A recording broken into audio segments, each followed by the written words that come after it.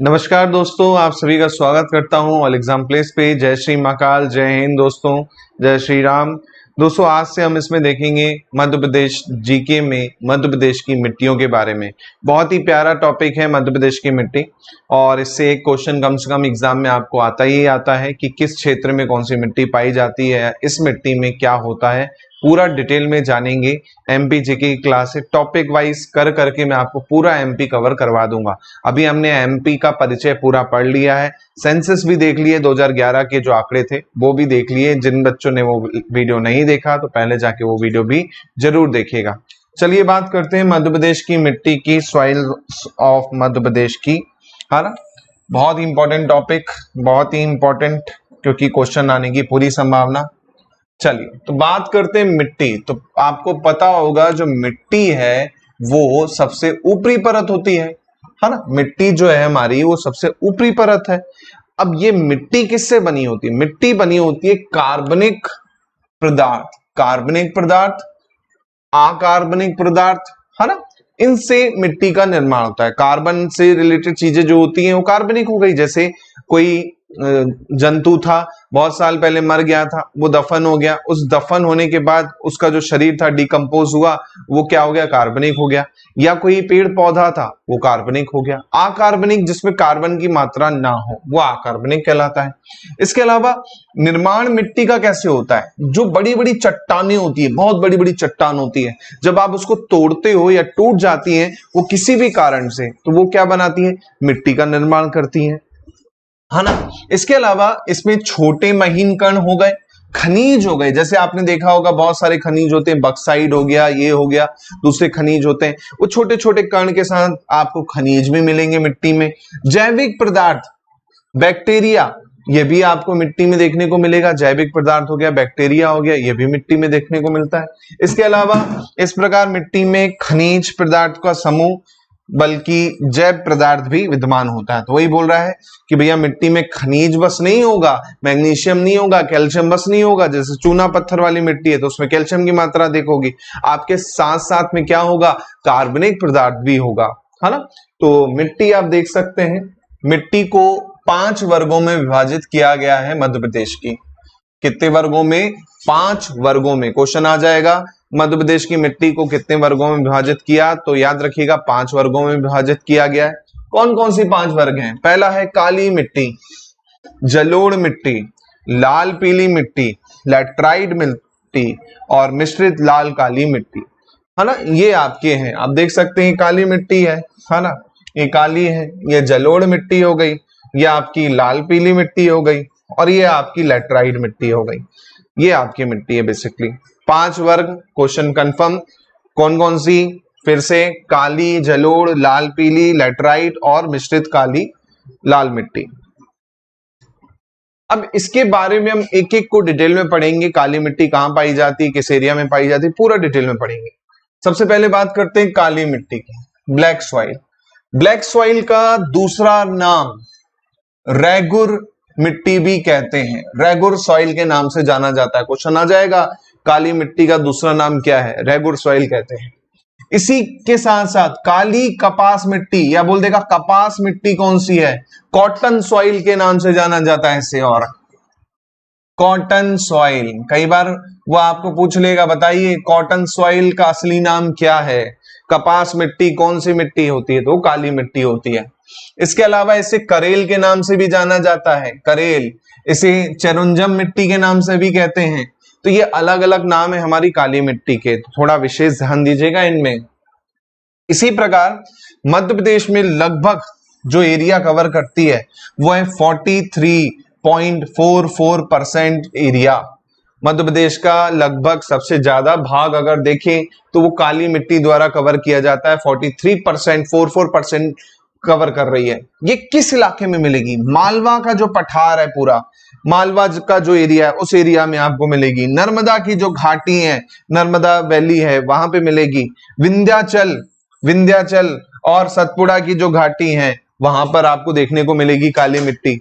इसके साथ साथ जिले में बता देता हूं, पन्ना, दतिया, ग्वालियर, शिवपुरी, ये भी जिले में पाई जाती है। पन्ना, दतिया, ग्वालियर, शिवपुरी, ये जिले में भी इसके अलावा पाई जाती है। मेन आपको मालवा का पठार, नर्मदा घाटी, विंध्याचल और सतपुड़ा की घाटियों में।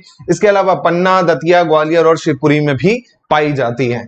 इसके अलावा काली मिट्टी का जो निर्माण माना जाता है वो माना जाता है डेक्कन ट्रैप के शैलों से। कैसे निर्माण हुआ होगा?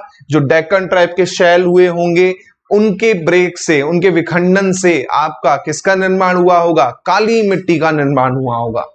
चलिए, तो ये पॉइंट है काली मिट्टी के बारे में। मैप में आपको मैं दिखा देता हूं अच्छे से। ये जो नीला वाला आपको दिख रहा है अच्छे से, ये जो नीला वाला आपको दिख रहा है अच्छे से पूरा का पूरा, ये आपका काली मिट्टी को दर्शाता है। ये जो नीला वाला है ये आपका पूरा का पूरा ये काली मिट्टी है। ये पूरी काली मिट्टी को दर्शा रहा है, पूरा काली मिट्टी को। ये देख सकते हैं, ये पूरा काली मिट्टी का है। इसी प्रकार ये जो हरा वाला है ये भी काली मिट्टी का इलाका है। ये भी काली मिट्टी है, लेकिन ये काली मिट्टी जो है दो भागों में बांटी गई है। एक है डीप ब्लैक और एक है शैलो और मीडियम ब्लैक में, यानी डार्क काली और मीडियम और उथली काली में। तो ये जो इलाका है बैतूल, छिंदवाड़ा, सिवनी वाला, ये उथली काली वाली मिट्टी है। यहाँ पर है काली, लेकिन काली की वैरायटी है। इसी प्रकार ये जो दिख रहा है आपको चंबल वाला संभाग जो है, ये चंबल वाला संभाग, ये बेसिकली आपका जलोढ़ मिट्टी है, एलुविलियम साइल है, जलोढ़ मिट्टी का इलाका है, जलोढ़ मिट्टी का। इसके अलावा आपको ये पॉइंट दिख रहा है जो आपको ये लाल वाला जो दिख रहा है, ये मिक्स वाला है, mix red and black soil, मिश्रित रेड एंड ब्लैक सॉइल का, ये रेड एंड ब्लैक सॉइल है, ये मिश्रित रेड एंड ब्लैक सॉइल है ना। अब यहाँ पे भी देख सकते हो, यहाँ पे भी काली मिट्टी थोड़ी सी देखने को मिलेगी। तो ये आपको मैप में आइडिया होना चाहिए मोटा मोटी कि हमारे पास मैप में कहां कहां पे कौन सी मिट्टी पाई जाती है। इनकेस कभी क्वेश्चन आ जाए 5 मार्क्स में वर्गीकरण के रूप में आपको, है ना, या फिर आपको कहीं भी क्वेश्चन पूछ लेगा मेंस में 11 मार्क्स में पूछ लेगा कि डिटेल में समझाइए, तो आपको मैप में दर्शाना जरूरी है। अच्छा इंपैक्ट पड़ता है आंसर से फिर वैसे करेंगे तो। अब इसके बारे में मैं आपको बता देता हूं कुछ डाटा जो है कि भाई काली मिट्टी में नाइट्रोजन, फास्फोरस, जैव पदार्थों की मात्रा क्या होती है? कम होती है। किसमें कम होती है? नाइट्रोजन में, फास्फोरस में और जैव पदार्थ में। जबकि मैग्नीशियम, चूना, पोटास, एल्यूमिनियम की मात्रा और लोहे की मात्रा क्या होती है? प्रचुर होती है। तो कभी भी काली मिट्टी आए तो इसमें नाइट्रोजन क्या होगा? कम होगा। फास्फोरस क्या होगा? कम होगा। आपका जैविक पदार्थ यानी कार्बनिक पदार्थ क्या होंगे? कम होंगे। जबकि मैग्नीशियम, चूना, पोटास, एल्यूमिनियम ये क्या होंगे? ज्यादा होंगे। इसी के साथ साथ कई बार क्वेश्चन आ जाता है बच्चों कि इसका लाल रंग क्यों होता है ना? हाँ, या फिर कोई भी मिट्टी का रंग बोल देगा कि ये रंग इसका क्यों है ना? जरूरी नहीं है काली मिट्टी का काला रंग क्यों है, ऐसे पूछ लेता है। तो लोहे की अधिकता के कारण इसमें आयरन बहुत ज्यादा होता है, इसलिए इसका रंग क्या होता है? काला होता है। आयरन बहुत ज्यादा होता है, इसलिए इसका रंग क्या होता है? काला होता है। क्वेश्चन आ जाएगा कि बताइए काली मिट्टी का काला रंग क्यों होता है? आंसर है उसमें लोहे की अधिकता के कारण। इसके अलावा इसकी प्रकृति पूछ लेता है कि काली मिट्टी की प्रकृति कैसी है भाई साहब? काली मिट्टी की प्रकृति जो है क्षारीय है, एल्कलाइन है ना, क्षारीय है, क्योंकि इसका पीएच मान जो होता है, पीएच मान कितना होता है? 7.5 से 8.6 होता है। आपको पता होगा केमिस्ट्री में आपने पढ़ा होगा, पीएच स्केल होता है, पीएच स्केल में नापा जाता है। 7 नंबर न्यूट्रल कहलाता है, 7 से कम होगा तो एसिड होगा, अम्लीय होगा, 7 से ज्यादा होगा तो क्षारीय होगा, है ना, बेसिक होगा। तो ये थोड़ा सा ध्यान रखिएगा, एल्कलाइन होगा। तो इसका पीएच वैल्यू कितना होता है काली मिट्टी का? 7.5 से 8.6 के बीच में होता है, इसलिए ये क्या होती है? क्षारीय होती है। 7 होता तो न्यूट्रल हो जाती, 7 से कम होता तो एसिडिक हो जाती, ये याद रखिएगा। इसके बाद काली मिट्टी जो सबसे बेस्ट होती है ज्वार के लिए, कपास के लिए, गेहूं, चना, जौ और सरसों, ये फसलों का भी पूछ लेता है कि बताइए जौ के लिए या कपास के लिए सबसे बेहतर मिट्टी कौन सी होगी, सबसे बेस्ट मिट्टी कौन सी होगी, तो वो हमारी काली मिट्टी है। ज्वार के लिए, कपास के लिए, गेहूं, चना, जौ, सरसों, इसके लिए काली मिट्टी बेस्ट होती है। चलिए और आगे देखते हैं। इसमें काली मिट्टी मुख्यतः दो प्रकार की होती है, वैसे तीन प्रकार मान सकते हो आप, लेकिन हम यहाँ दो ही प्रकार मानेंगे। एक हो गई गहरी काली मिट्टी, डीप ब्लैक सॉइल, दूसरी मध्यम और छिछली या उथली भी कहते हैं, इसे छिछली या उथली भी कहते हैं काली मिट्टी। तो तीन करना चाहो तो तीन भी कर सकते हो कि मध्यम हो गई फिर छिछली हो गई, है ना। कलर में फर्क आ जाता है, आप देख सकते हो ये डार्क काली है और ये आपकी छिछली काली है ना। तो कलर में आप देखो फर्क हो गया है यहाँ पर, है ना। अब इसके बारे में जानते हैं दोनों के बारे में। गहरी काली मिट्टी में क्या होता है?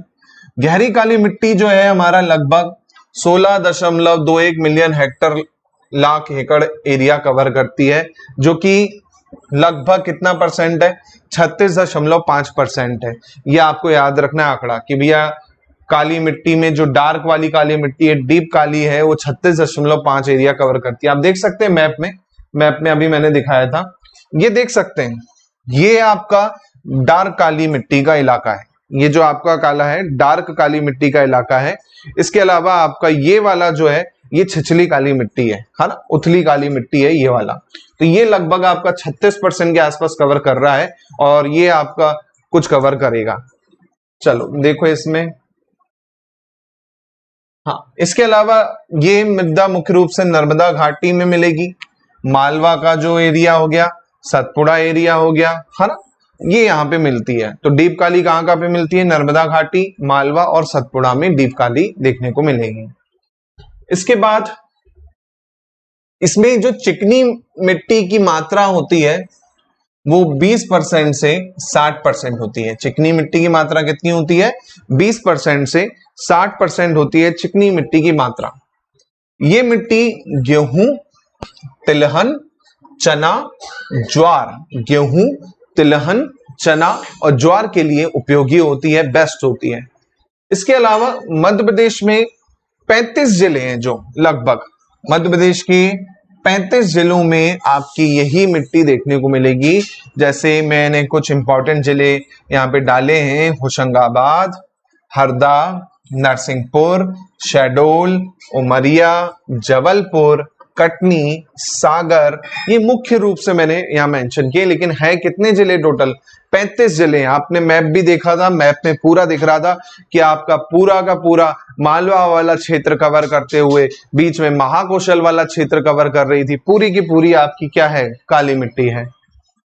चलो इसके बाद बात करते हैं मध्यम और उथली या छिछली काली मिट्टी की, मीडियम एंड शैलो सॉइल की बात करते हैं। तो ये लगभग 3.06 मिलियन हेक्टर कवर करती है ना।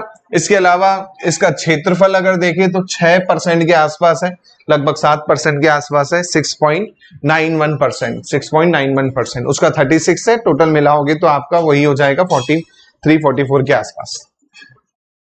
ये भी मालवा के उत्तरी भाग में निमाड़ क्षेत्र हो गया आपका, है ना, सतपुड़ा श्रेणी हो गई, है ना, उसके इलाके में मिलती है।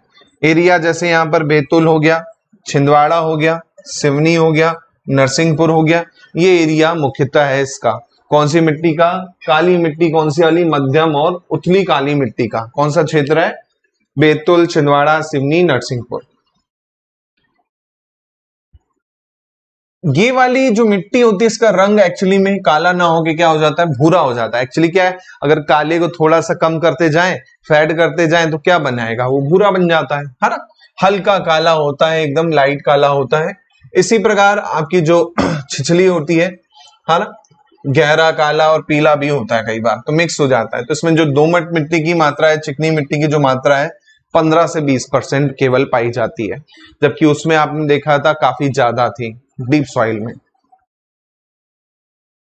ये देख सकते हो मैप में फिर से एक बार, है ना। ये जो आपको गाढ़ा वाला इलाका है ये काली मिट्टी है, ये ब्लैक सॉइल है, काली मिट्टी है पूरी है। कौन सी वाली? गाढ़ी वाली, है ना, गहरी काली मिट्टी है ये पूरी। ये देख सकते हो आप पूरा एरिया, विदिशा हो गया, है ना, अशोकनगर का कुछ हिस्सा हो गया, शिवपुरी का हिस्सा हो गया, कटनी, दमोह, उमरिया हो गया। तो ये पूरा का पूरा देखिए आप गहरी काली मिट्टी देखने को मिल रही है। इसी प्रकार ये जो है आपकी, ये मध्यम काली है, मीडियम काली या फिर उथली काली भी कह सकते हो आप इसको। ये उथली काली का इलाका है जिसमें बुरहानपुर हो गया, निमाड़ क्षेत्र हो गया, हरदा हो गया, आप देख सकते हैं होशंगाबाद हो गया, बैतूल हो गया, छिंदवाड़ा हो गया, कुछ हिस्सा नरसिंहपुर का हो गया, सिवनी हो गया, है ना। इसी प्रकार आपकी ये वाली जो है मिक्स्ड, मिक्स वाली है, काली लाल मिक्स है ये, काली लाल मिक्स। कौन सी वाली? मंडला, ढिंडोरी, बालाघाट एरिया हो गया। सेम ये वाला देखो आप, ये भी आपका मिक्स वाली है, रीवा, सतना, पन्ना, छतरपुर मिक्स वाली है। ये जो ऊपर है ये चंबल संभाग में जो है ये जलोढ़ है, चंबल संभाग में ये जलोढ़ है, एलुविलियम है, ये एलुविलियम है ना। तो मैप में अच्छे से देख लें कहां पर क्या है, कई बार क्वेश्चन आएंगे मेंस में, तो आपको मेंस में लिखना आसानी रहेगा, है ना। देख सकते हो आप। और बच्चे जो ऑब्जेक्टिव की तैयारी कर रहे हैं वो भी ध्यान रखिएगा किस इलाके में कौन सी मिट्टी आपको देखने को मिलेगी। चलो आगे देखते हैं इसी में। बात करते हैं जलोढ़ मिट्टी के बारे में। तो जलोढ़ मिट्टी को हम दोमट मिट्टी कहते हैं, इसे दोमट मृदा के नाम से जाना जाता है। ये बेसिकली कौन सी मिट्टी होती है? हिमालयी और प्रायद्वीपीय नदियों द्वारा पर्वत से बहाकर लाई गई जो मिट्टी होती है, सेडिमेंट्स होते हैं, वो बेसिकली होते हैं। इसमें नाइट्रोजन और ह्यूमस की मात्रा क्या होती है? कम होती है, जबकि चूना, फॉस्फेरिक एसिड, जैव पदार्थ और पोटास की प्रचुरता होती है इस मिट्टी में। याद रखिएगा, कम होता है नाइट्रोजन और ह्यूमस, बाकी चूना, फॉस्फोरिक एसिड, जैव पदार्थ और पोटास क्या होता है? अधिक होता है। इसके साथ साथ ये मिट्टी जो है उदासीन होती है। उदासीन कैसे समझेंगे? ना तो क्षारीय होती है ना तो ये अम्लीय होती है, ये उदासीन होती है क्योंकि इसका पीएच स्केल में जो वैल्यू आती है वो कितनी आती है?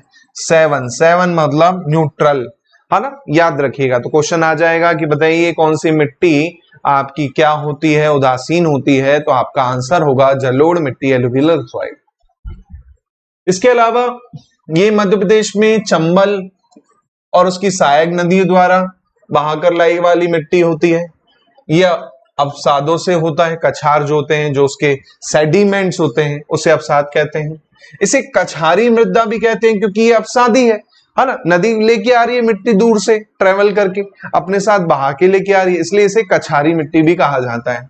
इसकी उर्वरकता जो होती है अधिक होती है, काफी फर्टाइल मिट्टी होती है ये, उर्वरकता क्षमता इसकी अधिक होती है, इसलिए खाद्यान्न उत्पादन की दृष्टि से काफी उपयोगी होती है ये।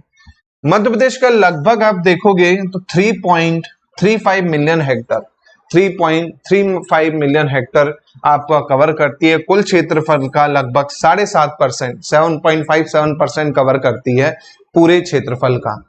इलाके कौन कौन से? चंबल संभाग आपने देख ही लिया मैप में, फिर भी आपको मैं बता देता हूं डिटेल में कि भाई भिंड हो गया आपका, है ना, मुरैना हो गया, श्योपुर हो गया, ग्वालियर हो गया, यहां पे देखने को मिलेगी। किसके लिए उपयोगी?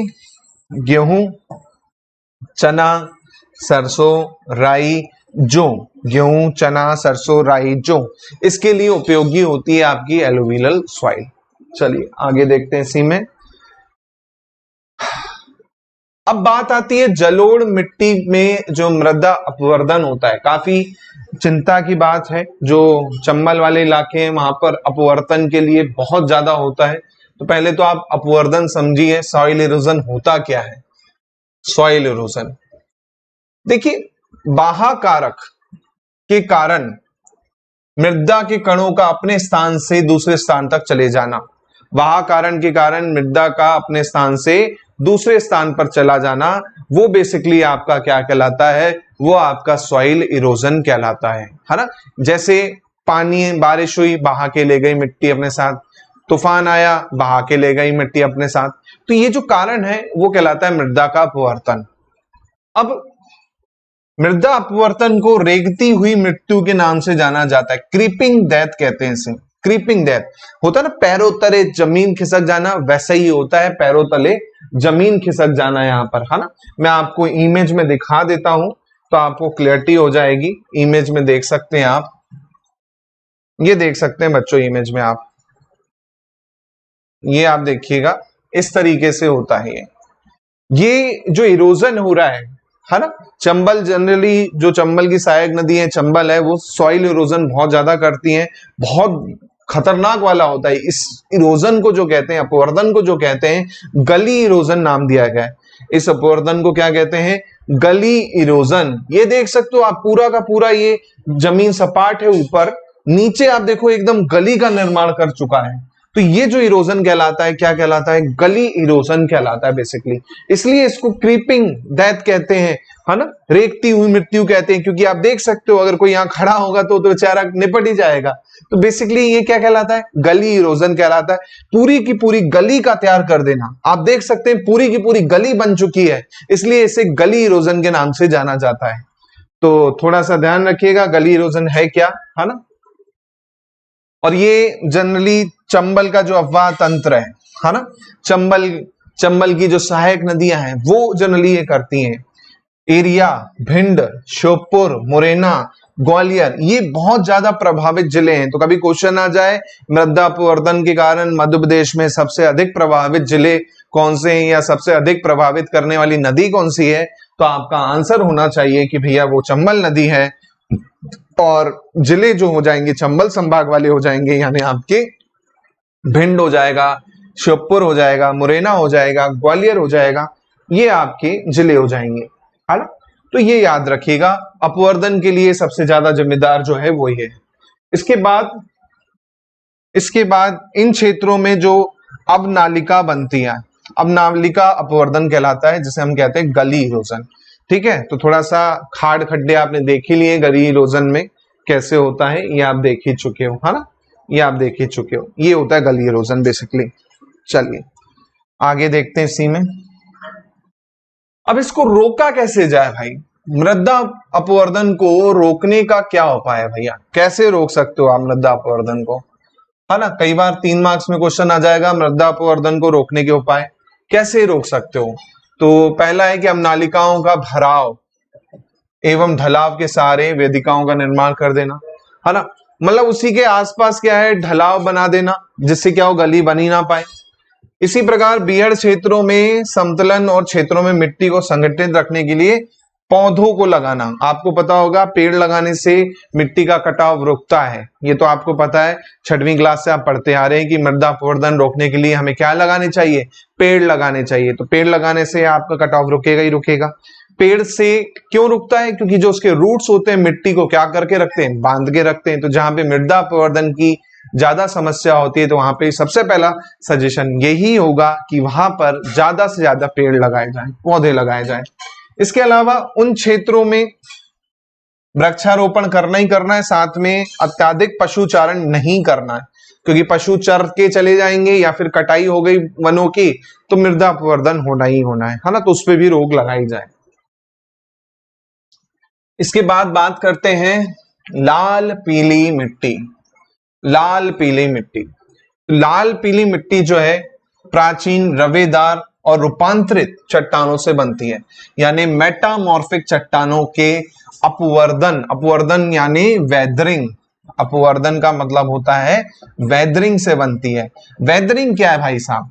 वेदरिंग क्या है? वेदरिंग एक ऐसी कंडीशन है कि हवा के द्वारा, पानी के द्वारा उस चट्टान का जो कुछ हिस्सा है टूट के वहीं पे गिर जाए, तो वो अपवर्दन होता है। जबकि सॉइल इरोजन अलग है, ये अलग है। अपवर्दन में क्या होता है, जो हिस्सा गिरा है टूट के वो वहीं पे रहेगा, वो कहीं दूर नहीं जाएगा, है ना। तो वो वेदरिंग के कारण जो मिट्टी का निर्माण हो रहा है ना, चट्टानों की, कौन सी चट्टाने? मेटामॉर्फिक चट्टाने, रूपांतरित चट्टाने। आपने पढ़ा होगा चट्टाने 3 प्रकार की होती हैं, आग्नेय चट्टाने, अवसादी चट्टाने और मेटामॉर्फिक चट्टाने। ये 3 चट्टाने आपने पढ़ी होंगी ज्योग्राफी में। नहीं पढ़ी तो मैं आपको ज्योग्राफी पढ़ाऊंगा, डिटेल में पढ़ाऊंगा पूरा। इसके अलावा मध्य प्रदेश में मृदा राज के कुल क्षेत्रफल का लगभग 36% भूभाग जो है आपका लाल पीली मिट्टी का, 36% जो है मिक्स लाल पीली मिट्टी है बेसिकली आपकी। आपका बुंदेलखंड का एरिया जो हो गया, बघेलखंड का एरिया हो गया, मंडला, बालाघाट, सीधी, है ना, शहडोल, ये जिलों में आपको रेड येलो सॉइल मिलेगी, मिश्रित मिट्टी देखने को मिलेगी बेसिकली। इसके अलावा लाल रंग जो होता है वो किसके कारण होता है? फेरिक ऑक्साइड के कारण होता है। तो क्वेश्चन आ जाएगा लाल पीली मिट्टी में लाल रंग किसके कारण होता है? फेरिक ऑक्साइड के कारण होता है। इसके अलावा पीला रंग क्यों होता है? पीला रंग फेरिक ऑक्साइड का जल की क्रिया के साथ होता है। जल के साथ फेरिक ऑक्साइड क्या करेगा? क्रिया करेगा, उसके कारण उसका जो रंग बनता है वो क्या होता है? पीला हो जाता है। तो ये भी पूछ सकता है कि भैया पीला रंग क्यों होता है? फेरिक ऑक्साइड की जल के साथ क्रिया के कारण होता है। सबसे बेस्ट होती है किस लिए? धान के लिए। सबसे बेस्ट होती है लाल पीली मिट्टी धान के लिए। इसकी प्रकृति कैसी होती है? अम्लीय होती है, एसिडिक होती है, ये एसिडिक होती है, अम्लीय प्रकृति की होती है। नाइट्रोजन, फास्फोरस, ह्यूमस की क्या होती है? इसमें कमी होती है। याद रखिएगा किसकी कमी होती है? नाइट्रोजन, फास्फोरस और ह्यूमस की इसमें कमी होती है। ये बंजर भूमि भी कहलाती है ना? बंजर भूमि भी आप इसको कह सकते हो बेसिकली। तो कई बार पूछ लेता है बंजर भूमि, हाँ ना, कौन सी मिट्टी को कहा जाता है? तो आपकी लाल पीली मिट्टी को कहा जाता है बंजर भूमि के रूप में। चलिए अगला देखिएगा, बात करते हैं लैटराइट मिट्टी की। लैटराइट, तो लैटराइट आपने अभी डायग्राम में देखा ही था। लैटराइट जो होती है वो टुकड़े टुकड़े होती है, थोड़ी सी भुरभुरी टाइप की होती है ना? एकदम टुकड़े नहीं मिलेगी, एकदम बारीक नहीं मिलेगी आपको, थोड़ा सा कण वाली मिलेगी। तो ये कण वाली मिट्टी जो होती है बेसिकली चट्टानी मृदा कहलाती है, क्योंकि चट्टानों के टूटने से, चट्टानों के जो कण होते हैं छोटे छोटे, उससे बनती है आपकी लैटराइट मिट्टी। इसके अलावा मिट्टी को लाल बलुई मृदा भी कहते हैं। लाल बलुई मिट्टी, स्थानीय लोग इसे भाटा के नाम से भी जाने जाते हैं। अलग अलग राज्य में अलग अलग नाम होते हैं बेसिकली लाल आपका लैटराइट मिट्टी के, है ना? जैसे लाल बलुई मिट्टी भी कहा जाता है, भाटा भी कहा जाता है। इसका निर्माण मानसूनी जलवायु की आर्द्रता और शुष्कता में क्रमिक परिवर्तन के फलस्वरूप होता है, और इसमें आयरन और सिलिका जो होते हैं ज्यादा होते हैं। आयरन और सिलिका ज्यादा मात्रा में पाए जाते हैं आपकी लैटराइट मिट्टी में। इसमें ह्यूमस की मात्रा कम होती है, क्योंकि इन क्षेत्रों में बारिश कम होती है और तापमान क्या होता है? ज्यादा होता है। तो वहां पर आपको ये देखने को मिलेगा। और इनकी प्रकृति कैसी होती है? क्षारीय होती है। इनकी प्रकृति कैसी होती है? क्षारीय होती है ना? और हुमस जल के साथ घुलकर ये नीचे की परतों में चली जाती है, तो आपको नीचे देखने को मिलेंगी वाली मिट्टी थोड़ा सा। इसके अलावा इसमें क्षेत्र की बात करें तो ये बागवानी फसलों के लिए काफी प्रचलित होती है, जैसे आपकी चाय और कॉफी के लिए, है ना? इसके अलावा छिंदवाड़ा और बालाघाट एरिया जो है वहां पर लैटराइट मिट्टी पाई जाएगी। क्वेश्चन बन जाएगा कि लैटराइट मिट्टी कहाँ पे पाई जाती है? तो आपका आंसर है छिंदवाड़ा और बालाघाट, है ना? इसके बाद बात करते हैं मिश्रित लाल और काली मिट्टी की। मिश्रित लाल और काली मिट्टी की, इस मिट्टी को लाल रेतीली मिट्टी के नाम से भी जाना जाता है, क्योंकि इसमें रेत के कण थोड़े से मिक्स होते हैं, रेत टाइप की होती है, इसलिए लाल रेतीली मिट्टी कहते हैं। और ये बेसिकली सभी मिट्टियों का क्या होती है?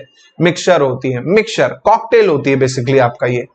ये मृदा जो होती है ग्रेनाइट चट्टानें और नीस की चट्टानों से बनती है बेसिकली, उसके विखंडन से। ग्रेनाइट आपने देखा होगा, जब उसको आप बारीक कर दोगे तो आपको ये मिट्टी का देखने को मिलेगा। मध्य प्रदेश में लगभग 8.11 मिलियन हेक्टेयर क्षेत्रफल, और पूरे का देखें तो 18% क्षेत्र कवर करती है आपका। 18% क्षेत्र कवर कर रही है आपका पूरे राज्य का मिश्रित लाल और काली मिट्टी, है ना? याद रखिएगा। इसके अलावा एरिया देख लो, एरिया कहाँ पे मिलेगी? अभी हमने देखा था मैप पे, मंडला, ढिंडोरी, बालाघाट, रीवा, सतना, पन्ना, छतरपुर, टीकमगढ़, शिवपुरी और गुना, ये मेन क्षेत्र हैं आपकी मिट्टी के, मिश्रित मिट्टी के, है ना? तो कई बार पूछ लेता है। इसके अलावा आपका बुंदेलखंड क्षेत्र में ये रेत के साथ मिलती है, बालू के साथ मिश्रित होती है। मध्य प्रदेश के कुछ क्षेत्र में लाल पीली मिट्टी के रूप में होती है, कहीं ये लाल काली मिट्टी के रूप में होती है। तो मिक्स रहेगी वैरायटी, और ये बेस्ट होती है ज्वार और बाजरा के लिए, जो मोटे अनाज होते हैं। तो कई बार क्वेश्चन आ जाता है मोटे अनाजों के लिए कौन सी मिट्टी बढ़िया रहती है? तो आपका मिश्रित मिट्टी बढ़िया रहती है मोटे अनाजों के लिए, है ना? तो ये है पूरा का पूरा हमारा किसके बारे में? मध्य प्रदेश की मिट्टियों के बारे में इतना हमने पढ़ा। मैं इसमें एक बार फिर से मैप दिखा देता हूं आपको, ताकि आपको क्लियर रहे मैप में। ये देख सकते हो मैप आप, मैप में ध्यान से देख लो, क्योंकि मैप याद रहेगा तो आप आराम से कर पाओगे। भाई सबसे ज्यादा आप देख रहे हो कौन सी है, काली मिट्टी, ये पूरी काली मिट्टी है सबसे ज्यादा, सबसे ज्यादा काली मिट्टी है पूरी की पूरी, है ना। इसके अलावा ये चंबल संभाग में कौन सी, जलोढ़, चंबल में जलोढ़। ये वाली कौन सी है, रीवा वाला इलाका, मिक्स है। नीचे है मंडला वाला इलाका, डिंडोरी बालाघाट वाला, मिक्स वाली मिट्टी है बेसिकली आपकी, है ना। ये आपका इलाका, ये भी आपकी मिक्स वाली मिट्टी है। ये कैसी है, ये छिछली काली मिट्टी है, छिछली काली मिट्टी है। तो ये लगभग आप देख सकते हैं पूरे मैप में सबसे ज्यादा काली मिट्टी है ना, सबसे ज्यादा काली मिट्टी है आपकी। तो कई बार क्वेश्चन आएंगे तो आपको याद रखना है। होपफुली मजा आ गया हो, आज आपको पूरी मिट्टी की जानकारी मिल गई हो। इसको बहुत अच्छे से पढ़ लेना, क्वेश्चन आने की पूरी संभावना है, मेंस में भी, आपके प्री में भी और बाकी वनडे एग्जाम्स में भी। चलिए बहुत बहुत धन्यवाद आप सभी लोगों का। जल्दी मिलते हैं नए टॉपिक के साथ एमपी के।